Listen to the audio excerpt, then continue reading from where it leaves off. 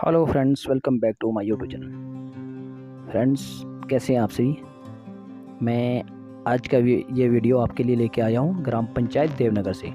तो ग्राम पंचायत देवनगर में आज हो रही है ग्राम सभा। तो ग्राम सभा में क्या क्या कार्रवाई होती है और किस प्रकार से इसमें कार्यक्रम होता है, तो वो इस वीडियो में आपको मैं जानकारी दे रहा हूँ। तो आप इस वीडियो को ज़रूर देखें और अपने दोस्तों तक भी शेयर करें। और जब आपकी ग्राम पंचायत में ग्राम सभा होती है तो आप भी ग्राम सभा में अपनी भागीदारी सुनिश्चित करें, क्योंकि ग्राम सभा में आपको कई प्रकार की जानकारियाँ प्राप्त होती हैं और योजनाओं के बारे में भी पता लगता है। और कई तरह की स्कीमें ऐसी होती है जो आपको घर बैठे नहीं मिल पाती है। जैसे आजकल अक्सर गांव में मनरेगा की स्कीमें चली रहती है। तो मनरेगा में आप देखते हैं कि कुछ लोग कहते हैं कि हमारे काम नहीं आते हैं, कुछ लोग कहते हैं कि हमारी पेमेंट नहीं आ रही है। तो अगर आप ग्राम सभा में जाएंगे तो वहाँ जाके आप अपनी समस्याओं का के बारे में बता सकते हैं और उसका समाधान भी प्राप्त कर सकते हैं और अपनी बात भी रख सकते हैं। तो आज की ये ग्राम सभा अब शुरू होने वाली है। तो सबसे पहले सचिव महोदय ग्राम सभा को शुरू करिए। तो आप इस वीडियो को ज़रूर देखिए और हमारे चैनल को सब्सक्राइब करना मत भूलें। Bye bye friends. अध्यक्ष महोदय से आज की कार्रवाई प्रारंभ करने की अनुमति चाहूंगा। परम सम्माननीय अध्यक्ष व प्रधान श्रीमती अंबिका जमाटा जी, उप प्रधान श्री कपिल जगतू जी, पंचायत के सभी सदस्यगण, शिक्षा विभाग से आए अध्यापकगण, पशु विभाग से आए हमारे फार्मासिस्ट जी, स्वास्थ्य विभाग से आए हमारे लवली जी, पूर्व में रहे वार्ड पंच सुनीता जी, प्रधान युवक मंडल, महिला मंडल, और हमारे राजस्व विभाग के पटवारी जी, हमारे सहयोगी प्रेम जी, और ग्राम सभा में सभी उपस्थित ग्राम सभा सदस्य। मैं आप लोगों का आज इस ग्राम सभा में उपस्थित होने के लिए आपका हार्दिक अभिनंदन व धन्यवाद करता हूं कि आपने इस सभा के लिए अपना समय निकाला। समय निकालना भी आपके लिए बहुत जरूरी है, क्योंकि अगर आप सभा में भाग लेंगे, अपनी योजना बनाएंगे, ग्राम सभा के सम्मुख रखेंगे, तभी योजना बनती है और पूरी साल चलती है और लोगों के काम भी तभी होते हैं। अदरवाइज लोग बोलते हैं कि हमारे काम नहीं होते हैं, उनके काम या किसी दूसरे तीसरे के काम 2 या 3 बार हो चुके हैं। जब लोग आएंगे ही नहीं, अपनी बात रखेंगे ही नहीं, तो पंचायत को सपना तो आएगा नहीं, प्रधान को सपना तो आएगा नहीं कि किसके काम हुए किसके नहीं हुए। वार्ड पंच श्रीमती कमलेश, श्रीमती सुमित्रा भलई, नरेश कुमार, स्वास्थ्य विभाग से आए हुए कर्मचारी मिस लवली, और राजस्व विभाग से आए हुए श्री मिस प्रभा, और पशु चिकित्सालय से आए हुए प्रदीप जी, पूर्व में रहे वार्ड पंच GRS, और यहाँ पर उपस्थित महिला मंडल प्रधान, युवक मंडल प्रधान, और माताओं, बुजुर्गों एवं भाइयों, आप सभी का मैं इस ग्राम सभा में आने पर भव्य स्वागत एवं अभिनंदन करती हूँ। और सर्वप्रथम तो मैं आपको नवरात्रा की बहुत बहुत बधाई एवं शुभकामनाएं देती हूँ। और भारतीय संस्कृति के अनुसार जो हमारे नववर्ष की शुरुआत आज हो रही है, तो उसकी भी मैं आपके पूरे वर्ष के लिए मंगलमय की कामना करती हूँ। जैसे कि आपको विदित है कि आज हमारी ग्राम सभा है, तो ग्राम सभा का मतलब है कि आप लोगों के ग्राम के लोगों का होना उपस्थित, क्योंकि आप लोगों के बिना जो हमारी ग्राम सभा है वो पॉसिबल नहीं है। मैं धन्यवाद करती हूँ आप लोगों की, आप भारी संख्या में आए और ग्राम सभा की शोभा को बढ़ाया। जैसे कि सचिव महोदय जी ने आपको बताया कि आज हमारा पूरे 2022-23 और 24 की जो शेल्फ है उसका दे रही है, लेकिन फिर भी हम लोग क्या है, गरीबी होते जा रहे हैं। इतना सब कुछ मिलने के बाद भी कुछ तो हमारे को तरक्की करनी पड़ेगी। तो उसके लिए क्या है, गवर्नमेंट ने तरह तरह की योजनाएं तैयार की है, जिसमें कि हमारे देखो सबसे बेस्ट बोला है कि प्लांटेशन के लिए भी बोला है कि प्लांटेशन लगाओ आप लोग, ताकि उससे आजीविका के साधन मिल सके हमें। अगर हम लोग प्लांटेशन लगाएंगे, जैसे हमारे मतलब जितना भी हमारे को अपने एरिया के अकॉर्डिंग, अगर हमारे पास जैसे चुल्ली होगी और ये प्लम वगैरह जो भी होगा, नाशपाती वगैरह, उसके प्लांट देंगे आप लोगों को। हम लोग क्या है, एक ही चीज की तरफ जाते हैं। जैसे हम वो कर भूमि सुधार करते थे, भूमि सुधार करते हैं, उसमें प्लांट लगे होते हैं, ऐसी ऐसी जगह हम भूमि सुधार करते हैं। वो तो कोई सुधार ही नहीं हुआ ना, वो तो ऑलरेडी सुधार है। प्लांट जिसमें लगे उसमें तो सुधार ही हो गया। तो जितने भी, और हमें अपनी गरीबी को खत्म करना है, जितनी भी स्कीमें हैं उसका आप लोग भरपूर लाभ उठाओ हर डिपार्टमेंट में जाकर। बाकी मैं अपनी वाणी को यही विराम देती हूँ। जो कुछ भी होगी स्कीमें वो आप डिस्कस करेंगे डिपार्टमेंट आपके साथ। सामुदायिक स्वास्थ्य अधिकारी चयनित हुई हूँ यहाँ के लिए, आपके गांव देवनगर के लिए। तो मैं सबसे पहले यहाँ पर ग्राम पंचायत के जितने भी सदस्य हैं, मुझे यहाँ बुलाने के लिए उनका धन्यवाद करती हूँ। और जैसे कि आप सभी यहाँ पर भारी मात्रा में आज इकट्ठे हुए हैं, आप सभी जानते हैं कि जितने भी मतलब अलग अलग विभाग है, जैसे सभी की अपनी अपनी एक भूमिका होती है। वैसे ही स्वास्थ्य जो कि मतलब सबसे मेन है मेरे हिसाब से, है ना, तभी मतलब सभी विभाग कर सकते हैं, है ना। अगर किसी का जो स्वास्थ्य है वो ठीक रहेगा, तो स्वास्थ्य विभाग से मैं आपको अवगत करवाना चाहूँगी।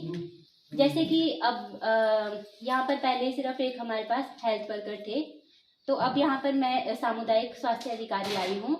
तो उसके बाद यहाँ पर जो हमारी बहुत सारी स्कीमें और नई नई ऐड हुई हैं, जैसे कि टीकाकरण तो यहाँ पर पहले से ही हो रहा था, हर एक गांव में जा जाके, है ना, जैसे मतलब डोर टू डोर सर्विस मिल रही थी। उसके अलावा जननी सुरक्षा योजना के बारे में, जैसे कि उसमें जो आपको पैसा मिलता है जननी सुरक्षा योजना में, जो घर में डिलीवरी करवाते हैं उसके लिए अलग है, जो हमारी इंस्टीट्यूशनल यानी कि अस्पताल में डिलीवरी होती है उसके लिए अलग पैसा है ना। वो आपको उसमें जो आपकी टीकाकरण की डायरी मिलती है, और जो गर्भावस्था के दौरान जब आप पंजीकरण करवाते हैं आशा वर्कर के पास, तो उसमें आपको वो सारा मेंशन किया होता है कि किस जो आपकी होम डिलीवरी है उसमें कितना मिलेगा, जो आपकी इंस्टीट्यूशनल डिलीवरी है उसमें कितना पैसा मिलेगा। ठीक है, तो मैं आप सभी से, जितने भी मतलब महिलाएं हैं और जितने भी अन्य सदस्य यहाँ पर हैं, उनसे मैं ये आग्रह करती हूँ कि जब भी हमारे जो आशा वर्कर्स हैं उनकी बहुत सारी दिक्कतें रहती है। आशा वर्कर्स आपके घरों में आती है, डोर टू डोर सर्विस आपको देती है। जैसे कि कोई गर्भावस्था में होता है तो उनको मतलब वो पंजीकरण ही नहीं करवाना चाहती है अपना, मतलब इतने लेट पंजीकरण होते हैं हमारे पास, तो उससे बहुत सारी जो हमारी स्कीम्स होती हैं उससे वो पिछड़ जाते हैं। जो महिलाएं हैं जो उनको लाभ मिलने होते हैं वो उससे पिछड़ जाते हैं। इसलिए जो आप भी मतलब सहयोग कीजिए, तभी आप लोगों को भी उसका जो है लाभ मिलेगा, जितनी भी हमारी स्कीम्स होती हैं। तो जननी सुरक्षा योजना में सबसे पहले तो आपने जो हमारी आशा वर्कर्स आपके पास आती हैं उन्हें कोऑपरेट कीजिए। उनके पास जितना भी वो डाटा मांग रहे हैं वो आपके लिए ही है, वो उससे मतलब उनके लिए कुछ नहीं है, उसका बेनिफिट आप लोगों के लिए है। तो आप उन्हें उनका सहयोग करें इस चीज़ में, उन्हें जो का वो दिया जाता है। उसके बाद 5 से 10 वर्ष की आयु के लिए एक पिंक कलर की टैबलेट होती है ना, पिंक टैबलेट होती है, वो दी जाती है, जिसमें कि आयरन और फॉलिक एसिड होता है। उससे बच्चों में ये मतलब जो खून की कमी, जैसे कि मतलब मेन है हमारा अनीमिया महिलाओं में अधिकतर पाया जाता है। तो उसके लिए क्या है, अभी हम अगर शुरुआत से ही बच्चों को मतलब ये प्रदान करना शुरू कर देंगे, तभी वो आगे जाके स्वस्थ रहेंगे। उसके बाद आती है हमारे पास जो 11 से 19 वर्ष के बच्चे होते हैं, उन्हें ब्लू टैबलेट दी जाती है आयरन और फॉलिक एसिड की। तो वो भी उन्हें अवश्य खिलाएं, और घर में आप उन्हें मतलब उन पर ध्यान दें बच्चों पर। इसके अलावा एल्बेंडाजोल एक दवाई है जो कि पेट के कीड़े मारने के लिए दी जाती है। वो साल में 2 बार देनी होती है। ठीक है, तो उस पर भी आप मतलब कि ऐसा ना करें कि दवाइयाँ दे रहे हैं और उन्हें लेना, तो वो मतलब कि इसका जो सेवन है वो अवश्य करवाएं अपने बच्चों से। ठीक है, उसके बाद बात आती है हमारी जो एक और आया है हमारा टेलीमेडिसिन का। टेलीमेडिसिन में क्या है, अब जैसे यहाँ पर डॉक्टर तो है नहीं हमारे हेल्थ वेलनेस सेंटर में, अब जो हाँ सबसे बड़ी बात ये है कि अब ये डिस्पेंसरी नहीं रही है, डिस्पेंसरी का नाम अब Ayushman Bharat health and wellness centre हो गया है। Ayushman Bharat health and wellness centre के नाम से ही अब हम इसे बोलेंगे। अब हम ऐसे नहीं बोलेंगे कि ये डिस्पेंसरी है, ठीक है। तो इसमें हमारे पास बहुत सारी चीज़ें हैं, जैसे यहाँ डॉक्टर नहीं है तो हम टेलीमेडिसिन करेंगे, यानी कि कंप्यूटर के द्वारा हम कंसल्टेशन करेंगे डॉक्टर से, है ना। उसके बाद ही आपको दवाइयाँ दी जाएगी। अभी वो शुरुआत नहीं हुई है, मतलब कुछ टाइम लगेगा, पर यहाँ पर शुरू हो जाएगा, है ना। तो बाकी तो जैसे जैसे मतलब आप आएंगे स्वास्थ्य विभाग में हमारे पास आएंगी, वैसे वैसे ही हम आपको और योजनाओं का के लाभ के बारे में बता सकते हैं। और इसी के साथ मैं अपनी वाणी को यहीं विराम देती हूँ। धन्यवाद। पंचायत तथा गांव से आए सभी लोगों को का अभिनंदन। मैं आपको बताना चाहूँगी PM किसान सम्मान निधि के बारे में। ये एक ऐसी योजना है जिसमें सरकार आपको 6,000 एक पूरे साल में किस्तों के रूप में 2,000 रुपए के तौर पर देती है।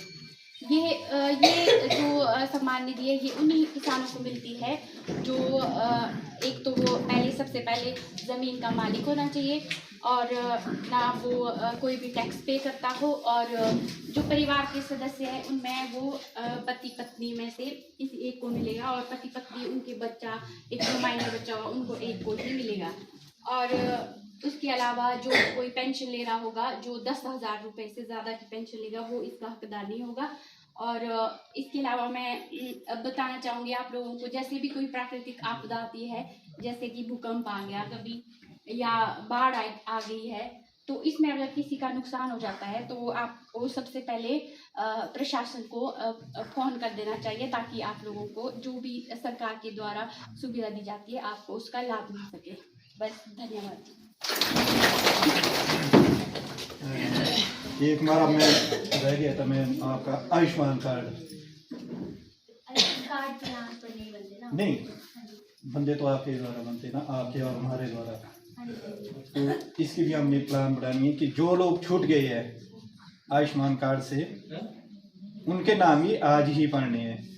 कितने लोगों का हम जो है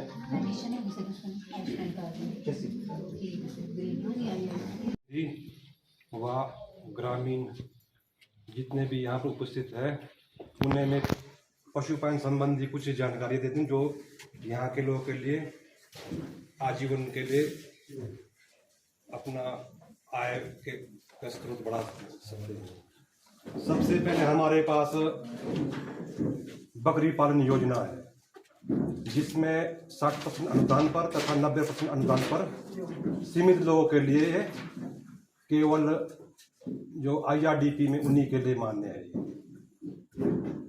नंबर 2 है मुर्गी पालन।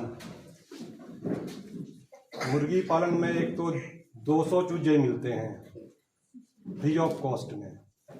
ये केवल अनुसूचित जाति के लिए वह जो गरीबी रेखा से नीचे जो IRDP में है उनके लिए ही है। तीसरी है एक चूजे ओपन में भी ले सकते हैं, जिनकी कीमत 29-30 रुपये के आसपास। उसके लिए पहले हमारे पास बुकिंग करवानी पड़ती है, हम उस हिसाब से चूजे मंगाते हैं। तीसरी हमारे पास जो गाय के दूध, जिसकी गाय 15 लीटर से ज़्यादा दूध देती है, उनको सरकार 1,000 रुपये इनाम के तौर पर सम्मानित करती है। और जिसकी भी गाय 15 लीटर से ज़्यादा दूध देती है हमारे को बताए, हम 3 टाइम का दूध कलेक्ट करने आएंगे। नापने के बाद फॉर्म भर के आप लोग से साइन करके वो हम सरकार के भेज देते हैं। और बाकी जो ये सारी स्कीमें नए वित्त वर्ष में दोबारा से लागू की जाएगी, जो पिछला वो तो खत्म ही हुआ है। बाकी ऐसी कोई समस्या अभी तक कोई नहीं है, पर नई स्कीमें आएगी तो आप लोगों को बता दिया जाएगा। जो कुछ लोग हमारे से बोलते कि हमारे को मेडे चाहिए। तरफ से नमस्ते। जैसा कि आप सभी को पता है कि जो देवनगर स्कूल है यहाँ पे फुल स्टाफ है, पूरा, यानी कि किसी भी स्टाफ की कमी नहीं है। विद चौकीदार और हमारे बाबूजी भी आगे पहले स्कूल है शायद यहाँ पे, इसलिए सभी से अनुरोध है कि जिसके बच्चे भी इधर उधर पढ़ रहे हो, सबसे पहले हमारे स्कूल की सबसे पहले प्रेफरेंस दे, क्योंकि पूरा स्टाफ है।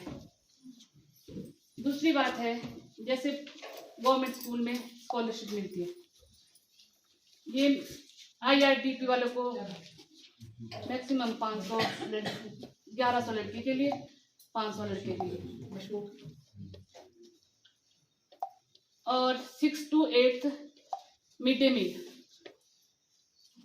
मील, यानी कि दिन का खाना, पौष्टिक आहार मिलता है। इसलिए जिस गवर्नमेंट स्कूल की तरफ ज़्यादा ध्यान दिया जाए, ताकि यहाँ पे स्ट्रेंथ की कमी में ना हो। आप लोगों को लग रहा होना कि जैसे स्कूल बंद हो रहे हैं, यदि यहाँ पे स्ट्रेंथ कम होगी तब, वैसे यहाँ पे बहुत अच्छी है स्ट्रेंथ, तो 10 तक काफ़ी स्ट्रेंथ है यहाँ पे, लेकिन अगर ज़्यादा हो जाए तो और ज़्यादा इम्प्रूवमेंट हो जाएगी, क्योंकि टीचर भी तभी इंटरेस्ट रखेगा अगर ज़्यादा स्ट्रेंथ भी होगी। और स्कॉलरशिप सभी बच्चों को, लड़कियों को खासकर, जैसे एक लड़की है उसको गवर्नमेंट की हो देती है, सारी फैसिलिटी गवर्नमेंट की तरफ से सारा मिलता है, खर्चा वगैरह सारा, यानी कि जब तक वो पढ़े पूरा खर्चा मिलता है। यही है।